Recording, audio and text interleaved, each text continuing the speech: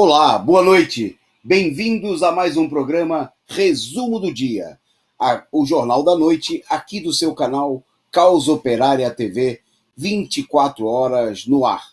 Nesta terça-feira, dia 23 de junho, estamos começando o nosso programa de número 688.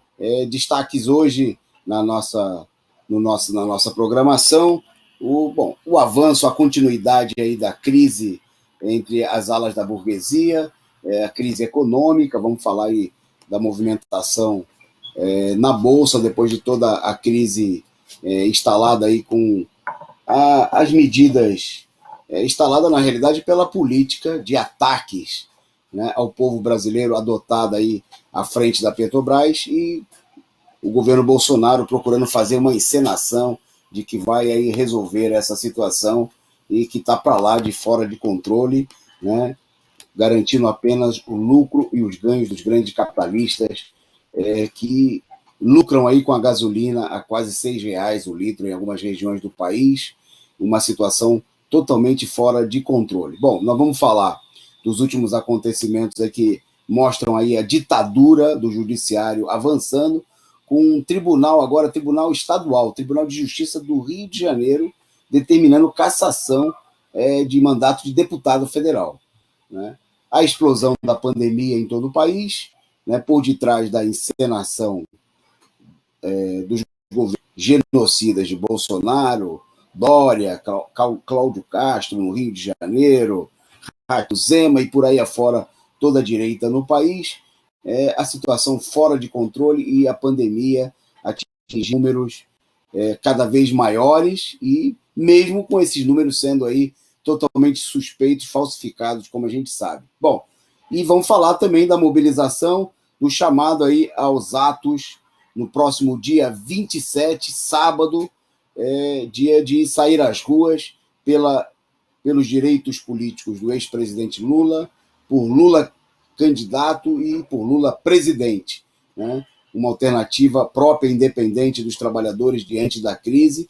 Vamos falar das artimanhas aí, tem político golpista, chefe do golpe dos ataques aos trabalhadores, agora tentando se dizer arrependido, que teria até votado no Haddad, né? Nada mais, nada menos do que o ex-presidente da Câmara dos Deputados, o Rodrigo Maia. Vamos falar da entrevista dele. Bom, tem mais por aqui, o aumento da repressão em todo o país, em meio à crise, à explosão de casos da pandemia. A solução da direita é cada vez mais reprimir o povo, né? Repressão é o remédio, né, que a burguesia quer encontrar, quer apresentar como solução para conter a pandemia. Solução que não tem nada a ver com isso, mas que tem a ver com tentar explodir as tendências de revolta da população. Bom, mandando aqui, antes da gente entrar na pauta e anunciar aí as primeiras notícias, o nosso abraço para os amigos internautas que já acompanham aí a nossa transmissão, né? Agradecer aí a participação de vocês, além do pessoal que estava assistindo antes, aí, o Comando de Greve, o programa dos professores do PCO, da Corrente Educadores em Luta, né, sobre a greve dos professores e a mobilização, a luta contra a política genocida de volta às aulas, professores de São Paulo, e também com a participação de professores de outros estados. Hoje participou aí o professor do Rio de Janeiro. Bom, então, agradecer a presença de vocês, quem já estava conosco, como a Carla, desta vez eu consigo, a Maria do Carmo Oliveira, Israel Byron, acho que do México, ele cravou aqui. A Escola Estadual México, ele falando aí, como denúncia, né? Na Zona Sul de São Paulo, um professor infectado, ninguém sequer comentando o assunto oficialmente, né? Diz ele aí que é professor também da rede estadual. O companheiro Ivanildo Deus Souto, dizendo: Dória e Bruno Covas, cúmplices genocidas, né, do Cadelo e Yankee do Planalto, fora todos eles. É isso aí. Agradecer a participação e a contribuição do companheiro Ernesto Abdala Filho, companheira Cecília Marília, membro do nosso canal e militante aí do Comitê de Luta contra o Golpe lá do DF, participando aqui do nosso programa, companheiro Ivanildo, Maria do Carmo Oliveira, chegando por aqui, parabenizando ao PCO e dizendo que, enquanto isso, a esquerda no bolso do Bolsodória. É isso aí. Saudação aí ao companheiro Fabiano Proletário, sem chance. Bom, tem bastante gente por aqui, bem mais. Lino Alves, e em nome desses companheiros, nosso abraço aí a todos vocês que assistem, que compartilham o nosso programa. Divulguem aí, ajudem a divulgar o link do nosso canal, essa TV independente, combativa, revolucionária, sem rabo preso, com a imprensa golpista, defensora dos bancos, dos tubarões capitalistas, inimigos do povo, né? E você compartilha aí o link do nosso canal, mande aí, siga o bom exemplo da companheira Carla, do companheiro Ernesto, e mande aí a sua contribuição também, porque esse canal é sustentado diretamente pela contribuição de pessoas como você, que quer defender os interesses do povo trabalhador, que quer lutar pelos direitos democráticos do povo, né, que quer defender a liberdade de expressão, contra a política de censura do regime arbitrário e golpista que vigora nesse momento no país. Bom, boa noite aí também para Maria Virgínia e para Renata Diniz. Vamos lá. Então aí a nossa pauta, começando justamente pelo episódio que é mais uma evidência da ditadura da toga, né? A ditadura dos juízes, o judiciário como um dos setores fundamental do golpe de Estado, né? Desde toda a situação de perseguição à esquerda, a cassação, a derrubada golpista da presidenta Dilma Rousseff, os processos fraudulentos e criminosos contra o ex-presidente Lula e contra todos os setores da esquerda, agora, né, mostrando aí, impondo a sua vontade ao Congresso Nacional, se impondo como um poder acima dos outros poderes. Nós tivemos aí na semana passada o caso da decretação da prisão do deputado do Rio de Janeiro, deputado bolsonarista, fascista Daniel Silveira, né, que como esse canal aqui destacou várias vezes, como um peixe pequeno, né, foi pego aí para servir de exemplo da política direitista e fortalecer o poder reacionário do judiciário, né, de caçar os direitos democráticos, a liberdade de expressão, né, o direito, inclusive até dos parlamentares, expressarem aí as suas opiniões e de criticarem o poder judiciário. Bom, desta vez, o pretexto é outro, né, mas a política ditatorial e criminosa se vale aí de uma situação para mostrar aí, colocar as unhas de fora. E dessa vez foi um julgamento num tribunal estadual, né, o Tribunal de Justiça do Rio de Janeiro decidiu afastar por unanimidade, quer dizer, na realidade equivale aí a uma cassação de mandato, a deputada Flor de Lis, deputada federal, do seu cargo. A decisão foi tomada hoje pela segunda Câmara Criminal do Tribunal de Justiça do Rio, né, que decidiu por unanimidade o afastamento da deputada pela acusação aí de assassinato do marido, a deputada Flor de Lis dos Santos de Souza, que é do PSD. É bom destacar o seguinte: a Câmara o Conselho de Ética da Câmara, cumprindo aí o ritual, né, que vem se impondo aí de maneira ainda mais acentuada nos últimos dias, de submissão aos ditames, aí, às ordens da ditadura do judiciário, instaurou no dia de hoje o Conselho de Ética, instaurou o processo disciplinar que pode levar à cassação da deputada. Mas, né, note-se que a deputada não foi cassada, né, ainda pela Câmara, né, não teve o julgamento.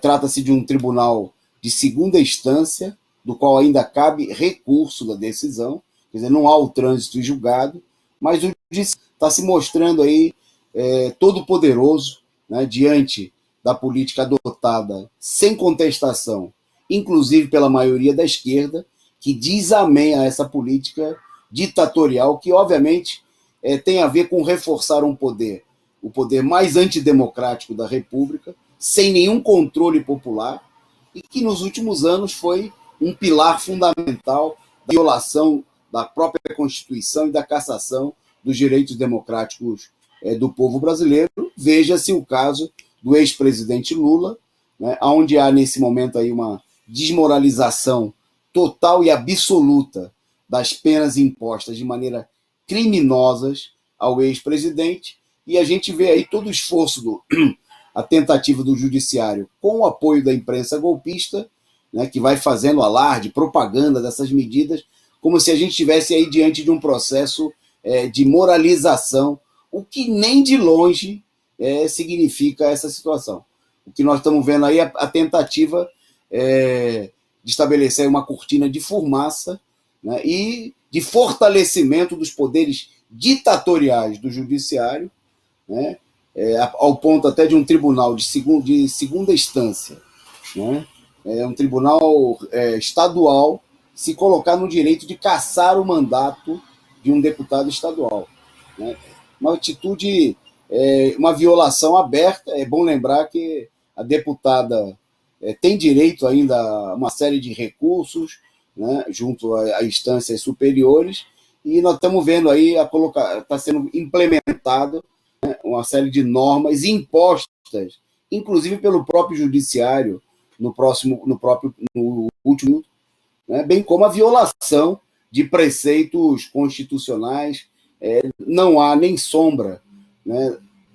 Nós tínhamos no Brasil, antes do golpe, resquícios de um regime democrático, um regime que nunca chegou a ser verdadeiramente democrático, né? E a existência do judiciário com poderes tão autoritários, a existência da possibilidade e da efetivação dos militares para intervir na situação política são demonstrações muito claras, demonstrações que confirmam essa situação totalmente falsa daqueles que dizem aí, afirmam que havia no país aí o estabelecimento de uma democracia, de um regime democrático, a partir da Constituição de 1988. Mas o que nós estamos vendo agora é que mesmo esses resquícios, essa sombra de democracia que havia no período anterior, tudo isso aí está sendo violado, né, em nome aí da perseguição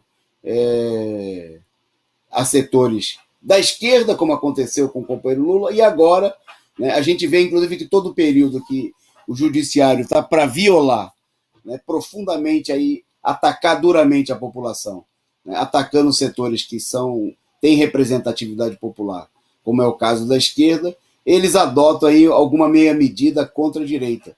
Foi assim, por exemplo, no caso da prisão do Eduardo Cunha, né, para justificar aí a prisão, a cassação da candidatura de maneira ilegal do ex-presidente Lula, e dessa maneira garantir a vitória, a fraude eleitoral que levou aí ao governo ilegítimo de Jair Bolsonaro.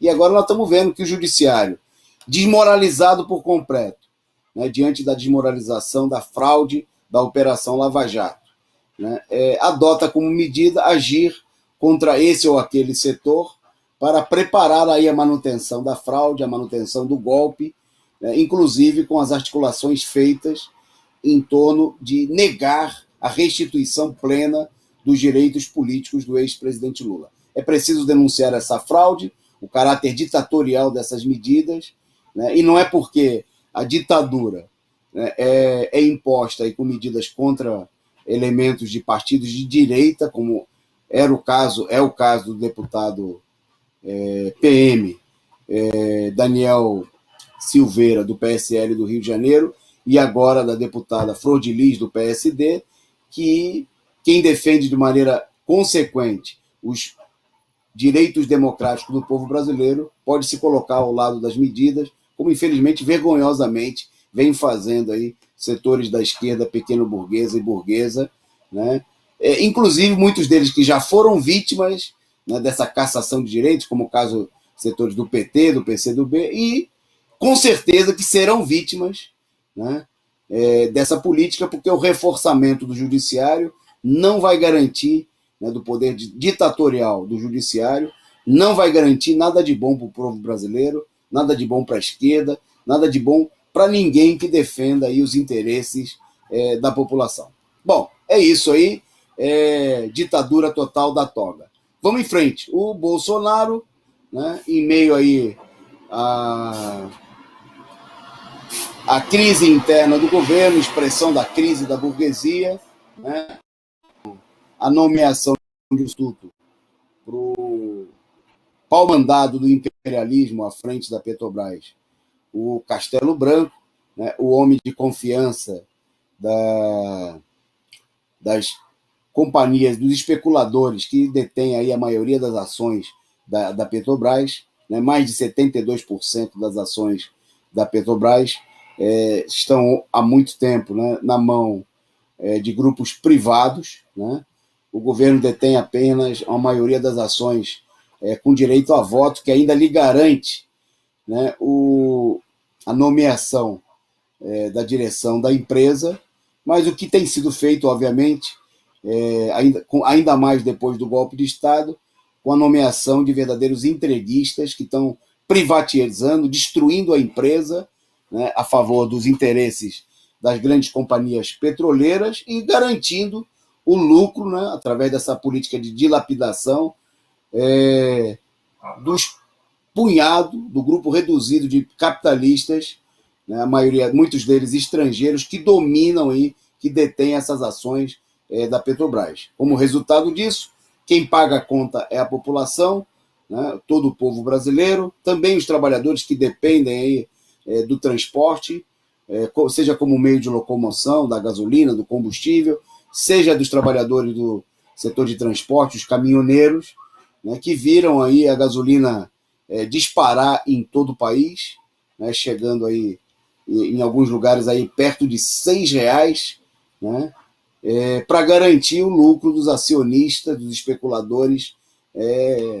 Política essa defendida claramente pelos golpistas. O Bolsonaro, pressionado aí pelos setores da sua base de apoio, né, como é o caso de uma parcela dos caminhoneiros, resolveu fazer uma encenação, né, nomeando aí um general para o comando da Petrobras. A gente viu aí nas últimas horas toda uma política de pressão dos setores imperialistas, dos setores detentores das ações da Petrobras, do chamado mercado, né, provocando aí uma baixa artificial aí da Petrobras, que levou aí uma desvalorização momentânea do valor de mercado das ações, né, desses próprios capitalistas aí, da ordem de 100 bilhões. Bom, no dia de hoje, daqui a pouquinho nós vamos falar dessa situação na Bolsa. Bom, e hoje o governo, em meio a essa crise, resolveu agir aí para mostrar, inclusive para os especuladores internacionais, para o mercado financeiro, de que o seu governo é um governo de confiança, né, dos capitalistas, daqueles que armaram o golpe, né, que queriam outro candidato, outro elemento da direita, quem sabe do PSDB no governo, e que tiveram que aceitar aí o seu governo improvisado, mas o Bolsonaro procurando emitir sinais de confiança, né, a esse poderoso mercado, aos abutres capitalistas internacionais, entregou ao Congresso Nacional uma medida provisória com o intuito anunciado de acelerar a privatização da Petrobras, né? O texto prevê que o governo mantenha poder de veto sobre decisões da estatal por meio das ações preferenciais, né? Mas o Bolsonaro foi até ao Palácio, foi até o Congresso, junto com o ministro Paulo Guedes e outros membros do governo, e tentando aí com esse encaminhamento dessa medida acalmar o mercado, dizer que seguinte, pode confiar que nós vamos entregar tudo, né? O que nós estamos tentando fazer aqui é segurar a base de apoio ao governo, mas o governo está comprometido com a política de rapina, né, das privatizações, de entrega da economia nacional, tanto no caso da Eletrobras, como no caso também da Petrobras, né? Aí vai toda uma discussão, né, porque o o documento vai ser ainda colocado em discussão tanto na Câmara como no Senado, né? Mas, como medida provisória, o texto tem força de lei até que tenha, de maneira ditatorial, como é o funcionamento do regime no país, tem força de lei a partir do momento que seja publicado no Diário Oficial, né, mas precisa ser aprovado pelo Congresso para se tornar lei em definitiva. Bom, a medida, na realidade, é mais um ato de propaganda, no medida que se assemelha ao projeto que já tramita no Congresso desde 2008 sobre o mesmo assunto, né? E em 2019, o próprio governo Bolsonaro enviou um projeto com o mesmo teor, um teor semelhante ao que já tramitava no Congresso golpista, né? Bom, mas com a medida provisória, o BNDES, pode iniciar, fica autorizado a iniciar estudos no sentido da privatização da Eletrobras, né? Que é aí uma das medidas, uma das prioridades, a privatização, a entrega da Petrobras, uma das prioridades no processo de privatização anunciado aí pelo ministro entreguista Paulo Guedes, né? E o governo detém, nesse momento, mais de 60% das ações da Petrobras.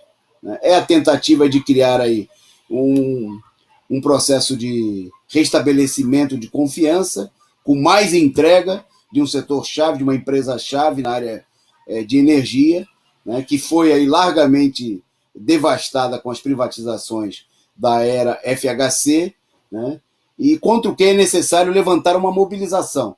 Né, não basta fazer discurso no Congresso Nacional, condenar a medida, é necessário denunciá-la, mas é necessário levantar aí os trabalhadores do setor elétrico, né? É necessário que a CUT, que a esquerda, levantem uma campanha de mobilização, de ocupação dos prédios da empresa contra a privatização, de chamada a uma mobilização comum com outros setores das estatais ameaçados por essa mesma política criminosa, como é o caso dos Correios, da Caixa Econômica Federal, da Petrobras.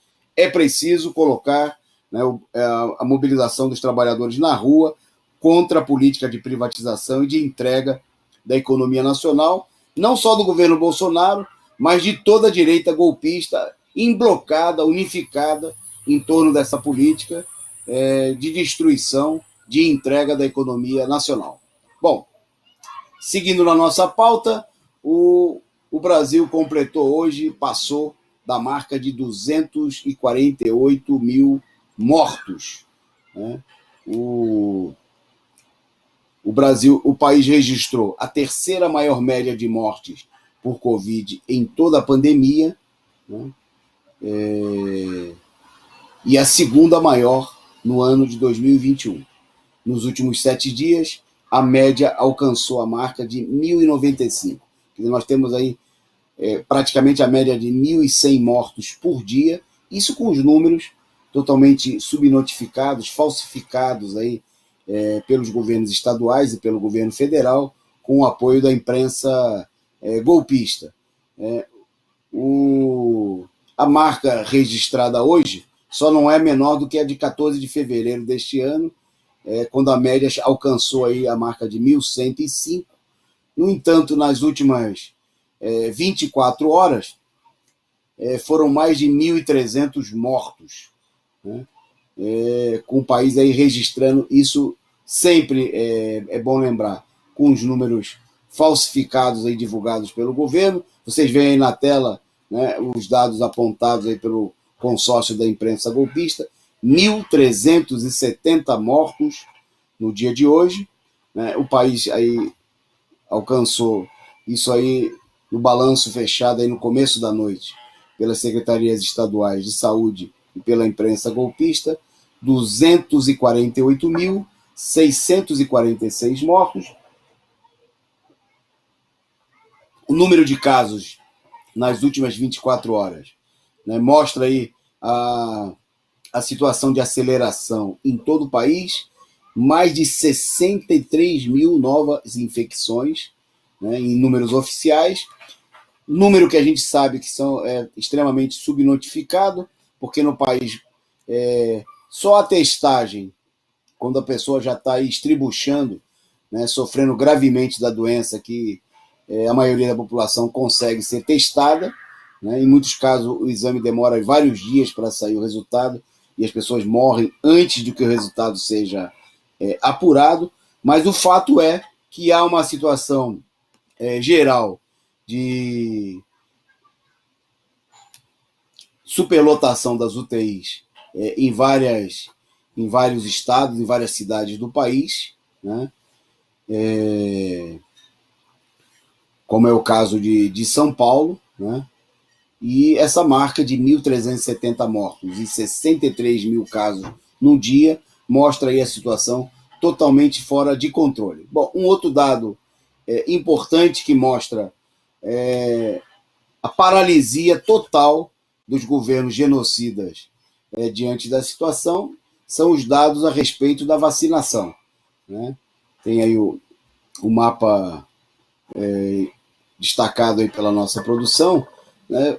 A gente vê que há vários dias nós estamos nessa marca de 2, alguma coisa, né? Já tem aí quase uma semana que passou de 2%, quer dizer, com mais de um mês de vacinação, né? O país tem aí pouco mais de 6 milhões de pessoas vacinadas, o que representa 2,87%, menos de 3% em nível nacional, de pessoas que receberam pelo menos a primeira dose. É bom que se diga que a imensa maioria, né, desses aí, mais de 2%, receberam exclusivamente a primeira dose, né? O processo segue paralisado aí, na maioria, já a essa altura, na maioria das capitais, né, com a falta de vacina, e segue a encenação, a enrolação, né, além da baixa eficácia da principal vacina usada no Brasil, a Coronavac, né, tem também aí o fato de que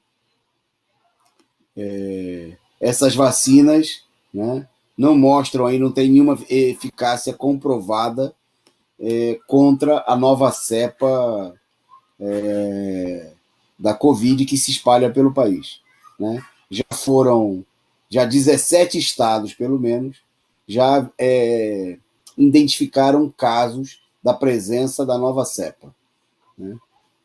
Desses aí, segundo os dados, sempre muito atrasados e sempre altamente duvidosos do Ministério da Saúde, 204 casos dessa nova cepa, 20 seriam da variante do Reino Unido e 184 da variante brasileira, né, que vem se mostrando aí como a variante mais perigosa, né, com alto índice de letalidade e de infecções, né, ao ponto que Manaus, dominado aí com muitos casos dessa cepa, alcançou a maior taxa de pessoas contaminadas por milhão de habitantes, mais de 2.000 pessoas, superando até mesmo o país que tem a taxa de mortalidade no mundo, era a Bélgica, né? A maior taxa de mortes por milhão de habitantes.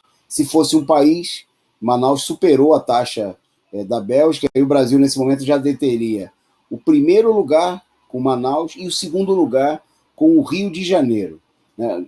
Desculpe, não Manaus, Amazonas, o estado do Amazonas, né, em primeiro lugar no mundo, em mortos por milhão de habitantes, e segundo lugar a Bélgica e terceiro lugar os Estados Unidos, né, mostrando aí a situação de total falta de controle, né, e o teatro armado aí, levado adiante pela direita em torno da vacinação, que nós vimos aí ao longo das últimas semanas, né, agora está aí numa pausa, né, no intervalo entre um ato e outro, né. Nesse intervalo, o que nós estamos vendo acontecer, né, é o que a gente vai falar agora do Maranhão, é o aumento da política repressiva. Nós falamos aqui nos últimos programas, vários estados decretando aí toque de recolher e, a pretexto do carnaval, se intensificou aí a repressão, né?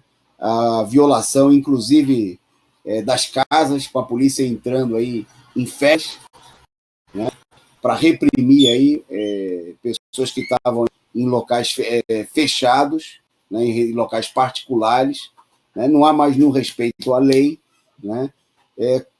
Pode aglomerar à vontade, no ônibus, no trem, né? Pode aglomerar no comércio, pode aglomerar nos locais, pode aglomerar até na escola, pode provocar aglomeração, né? Pode mandar de volta as crianças para dentro da escola pública, como faz o governo criminoso de Dória, mas o que a gente viu nas últimas semanas, né, foi a pretexto aí do carnaval, a polícia e os governos de direita e muitos governos de esquerda, né, adotando medidas repressivas contra a população, principalmente, obviamente, a população pobre, porque ninguém entrou em festa de bacana.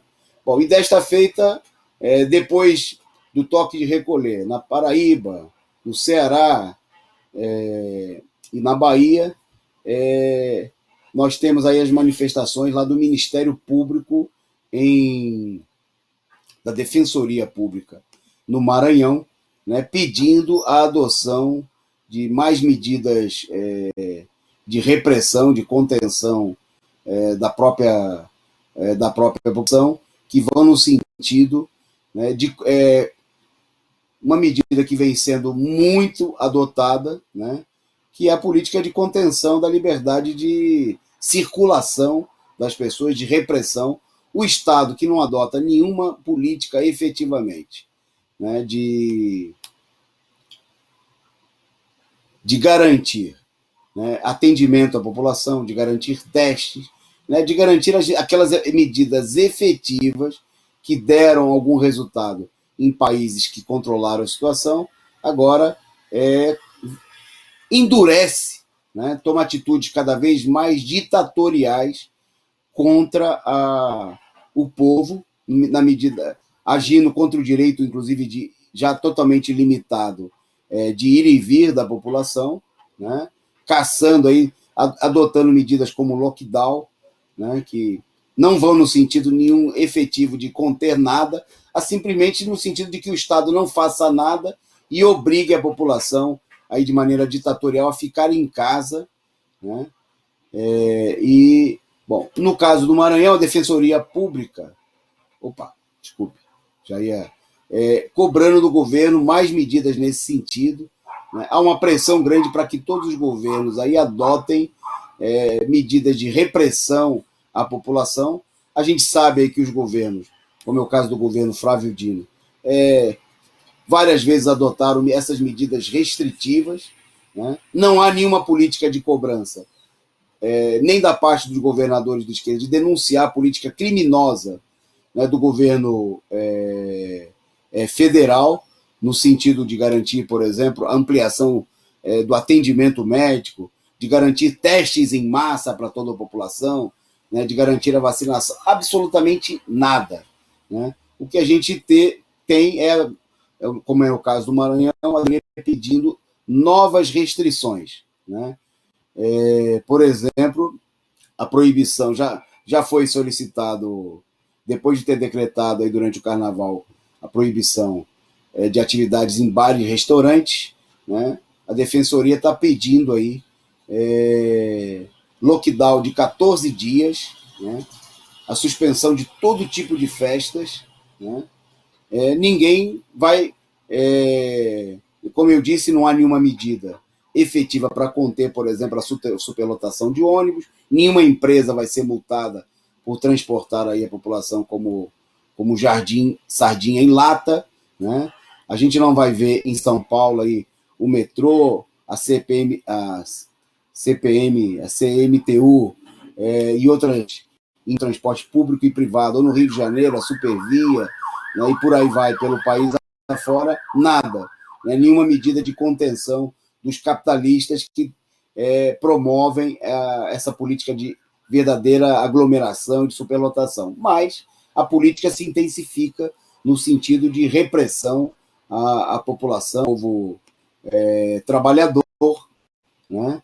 Limitando o seu direito de vir, estabelecendo no país uma verdadeira ditadura. Pois bem, antes da gente seguir aqui com a nossa pauta, agradecer aqui ao Luiz Preza, né, pelo superchat, pela figurinha aí, super stick, contribuindo aqui com o nosso canal. Agradecer também a companheira Carla Silva, que mandou aí mais uma figurinha simpática. Saudar aqui ao pessoal que está debatendo aqui os acontecimentos no nosso canal, garantindo aí uma audiência expressiva. O Movimento ao Socialismo Brasil, mandando aqui a sua mensagem, é o nome aqui de um amigo internauta. Lula, candidato, vence. Ele comentando aqui o problema das restrições e dizendo que amanhã também Dória disse que vai fazer um pronunciamento às 12 horas. Com certeza vai vir aí mais medidas de restrição, de ataque à população, né? Saudando aqui o De Paulista 78, o Kratos falando aí da privatização da Eletrobras, e o Celso Amorim, segundo ele afirma que foi categórico: com o fim da Petrobras não haverá mais Brasil. É uma política de destruição, de entrega, que precisa ser enfrentada, né? Não só com palavras, mas com mobilização da esquerda e das organizações de luta do povo trabalhador. Saudar o Kratos, né? Dizendo que há casos severos aqui de pessoas de 30 a 40 anos em UTIs, né? Saudar aqui, tem mais gente, o Daniel Santana também compartilhando e compartilhando aqui a nossa dos debates aqui no nosso chat. Luiz, o pessoal a compartilhar o programa. Companheira Angelina Dias, mandando aqui, comentando a programação, dizendo que na Bahia todas as pessoas precisam ficar fechadas em casa a partir das 20 horas, falando aqui da ditadura que vai se estabelecendo no país. Agradecendo, figurinha simpática, ao brinde aí, a caneca, a figura enviada aí sou eu, muito obrigado aí pela contribuição para sustentar essa imprensa combativa e revolucionária, Causa Operária TV, 24 horas no ar. Bom, vamos em frente. Boa noite aí ao Rob Silva, ao Kratos, indo em frente. Bom, em entrevista ao UOL, o ex-presidente da Câmara dos Deputados, Rodrigo Maia, revelou que, óbvio, que votou em Bolsonaro em 2018, né? E disse que hoje faria diferente. Segundo ele, nas palavras do próprio Rodrigo Maia, Bolsonaro, o Haddad seria mais democrático. A entrevista foi concedida aí nessa terça-feira, né? E, segundo ele, disse que teria votado em Jair Bolsonaro pela agenda econômica, ou seja, pela política de entrega do país, né? Pela política de privatizações, de destruição do país. Mas ele declarou o seguinte, que com todas as divergências na agência econômica, minha e do PT, eu sei que o governo do Haddad seria um governo democrático.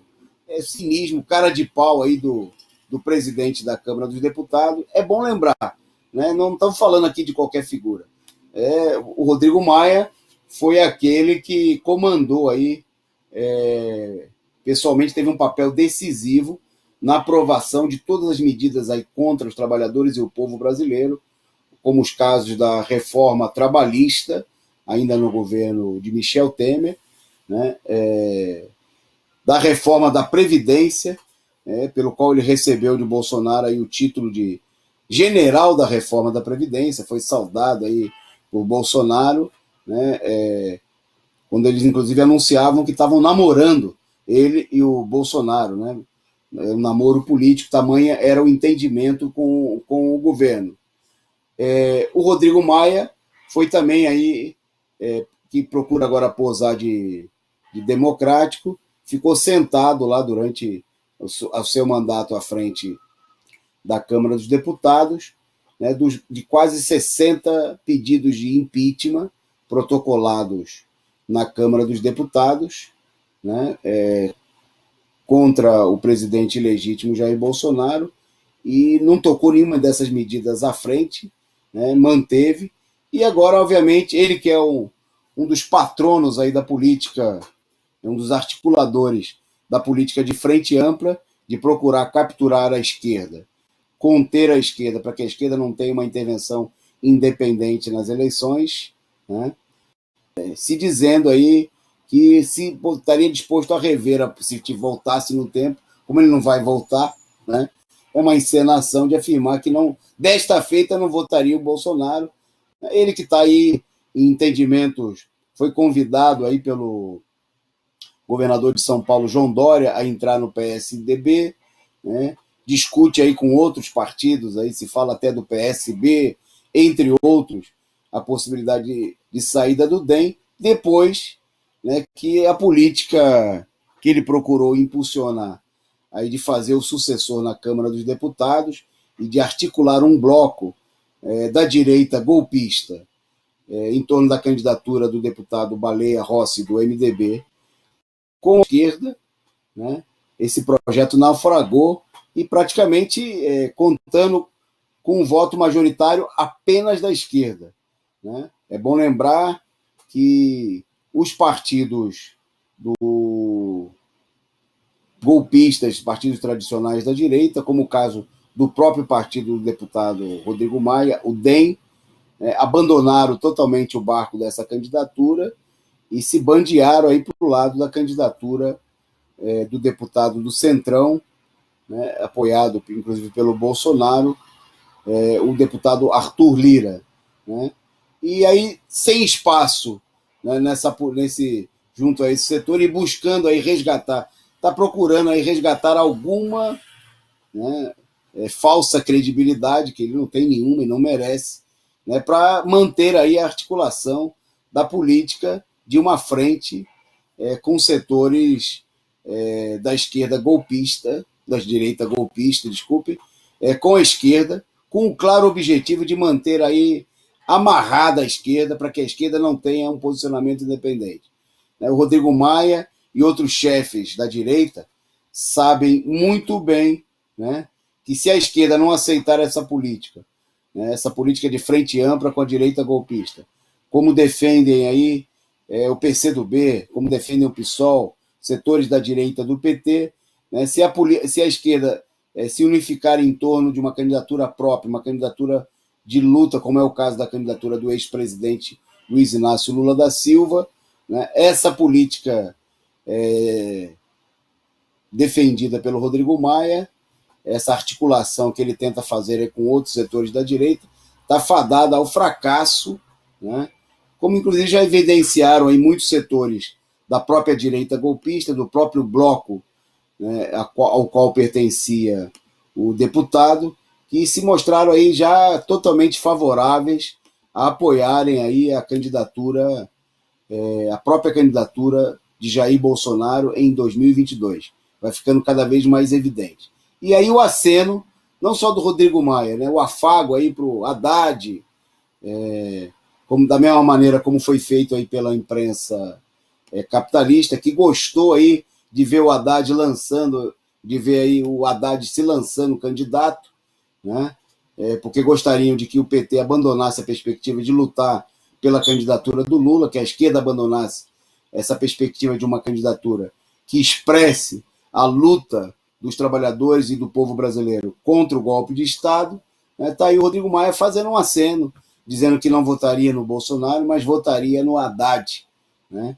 Quando ele quer mesmo é que o Haddad e a esquerda apoiem aí o candidato da Frente Ampla, né? Que se depender deles, todo mundo sabe que eles vão apoiar o Bolsonaro de novo, né? É a conversa para atrair otário, para enganar trouxa, pega trouxa, né? do Rodrigo Maia e de setores da direita que buscam aí a política de frente ampla para fazer a esquerda capitular da mesma maneira que aconteceu no Congresso Nacional, né, onde a esquerda apoiou essa de frente com a direita, e a direita, na hora H, correu, né, em sua maioria, enorme maioria, para os braços, né, da chapa do Centrão, com o apoio do Bolsonaro.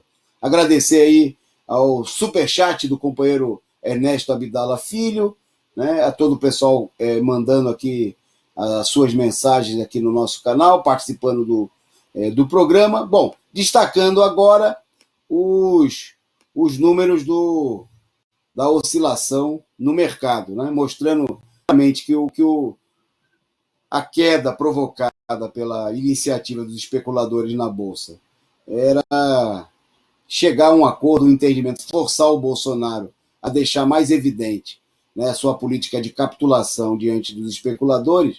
A Bolsa hoje teve uma leve alta, que não de apenas de 2,27%, que obviamente não recupera as perdas acentuadas de ontem, que chegaram aí a 4,87%, né, mas que mostram a jogatina. Na realidade, toda essa política é uma política de pressão, né, para forçar aí a manutenção da política atual na Petrobras e até a intensificação da entrega da economia nacional, coisa que o Bolsonaro procurou sinalizar hoje muito claramente com a política de encaminhar aí o projeto, a medida provisória de privatização da Eletrobras, a qual nós nos referimos agora há pouco, né?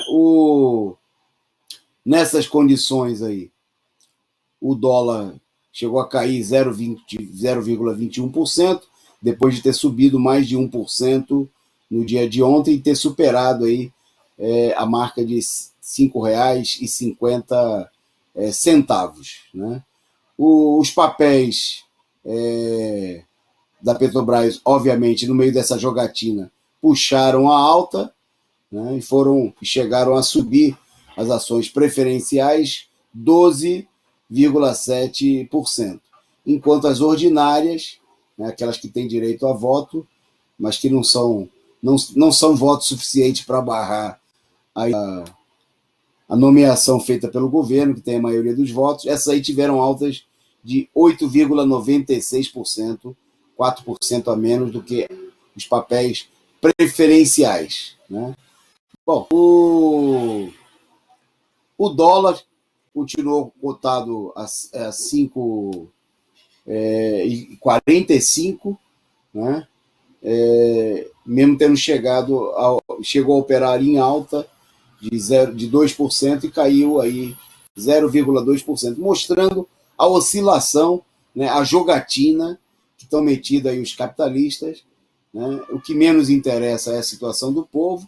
O povo tem que pagar aí, como a gente viu ao longo do programa, com o número de mortes e o avanço da crise, com a pele, com o emprego e com a própria vida, né? Bom, vamos caminhando para o final do nosso programa. Bom, o Luiz Gonzaga Antunes aqui revoltado com a situação, dizendo que a freguesia não vale nada, tucanos malditos, né?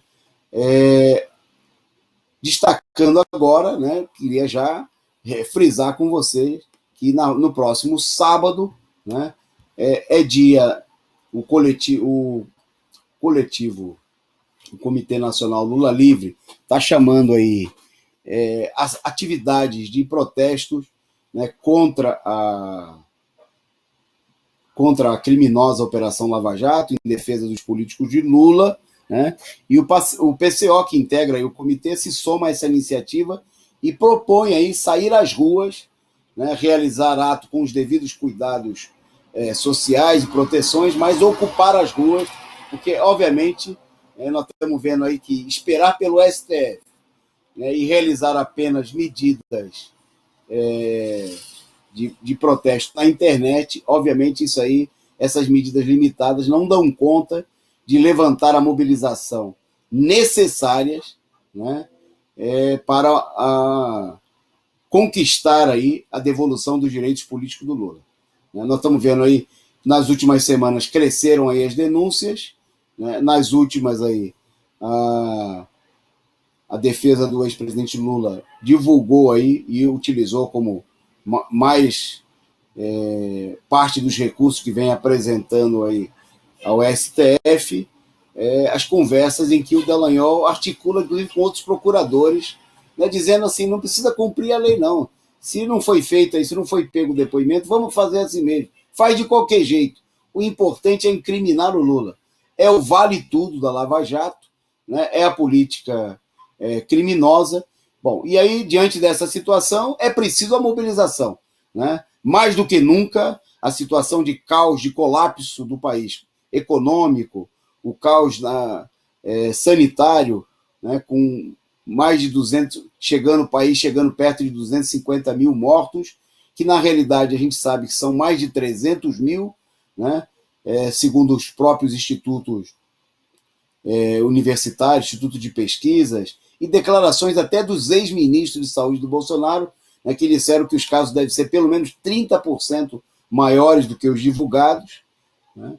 Bom, são inúmeras aí as mostras, as comparações com os óbitos registrados pelos cartórios de registro civil, as mortes não computadas de acordo com a Organização Mundial de Saúde, que determina que as pessoas que tenham pelo menos 3 causas da Covid e morram aí com doenças respiratórias sejam computadas como sendo Covid. No Brasil, nada disso é cumprido, né? E foi avaliado que a diferença deve ser de 30% a pelo menos 50% dos números divulgados pelo governo. Quer dizer, nós teremos hoje mais de 350 mil pessoas mortas, né, com essa situação, com o acréscimo desses dados não computados pelo governo. Quer dizer, é um número gigantesco, mais da metade da população desempregada, né, e diante dessa situação é preciso levantar uma mobilização em todo o país, né, e a reconquista dos direitos políticos do Lula, a defesa da sua candidatura presidencial é parte importante dessa mobilização. Por isso, nós vamos se concentrar em 2 atos, né, além das várias atividades, tem debates, tem atividades, tem atos no país e no exterior, né? O PCO chama aí a militância de esquerda, os companheiros do PT, dos movimentos sociais, se concentrarem em São Paulo, na Avenida Paulista, a partir das 15 horas, das 15 às 17, um ato público, né, por Lula livre, Lula candidato, Lula presidente. E da mesma maneira, no dia 27, no mesmo horário, 15 horas, em Brasília, em frente ao Supremo Tribunal Federal. Então, a gente chama você aí a se somar a essas iniciativas, né, a divulgar aí essa mobilização. Estão sendo organizadas também atividades, o Comitê Internacional, os comitês de luta, né, contra o golpe, pela liberdade, pelos direitos políticos de Lula, por fora Bolsonaro e Lula presidente, estão organizando também um debate. Amanhã a gente divulga detalhes para vocês, debate que vai acontecer a partir das 8 horas de Brasília, né, com companheiros do Brasil aqui. Nós vamos estar representando o PCO, vai participar o deputado Paulo Pimenta, também aqui do Brasil, e companheiros do exterior, né, de partidos da esquerda europeia, né, debatendo aí a importância da mobilização pela restituição dos direitos políticos do Lula, mas, reforçando, o chamado fundamental é sair às ruas. Domingo, 15 horas, na Paulista e em frente ao STF em Brasília.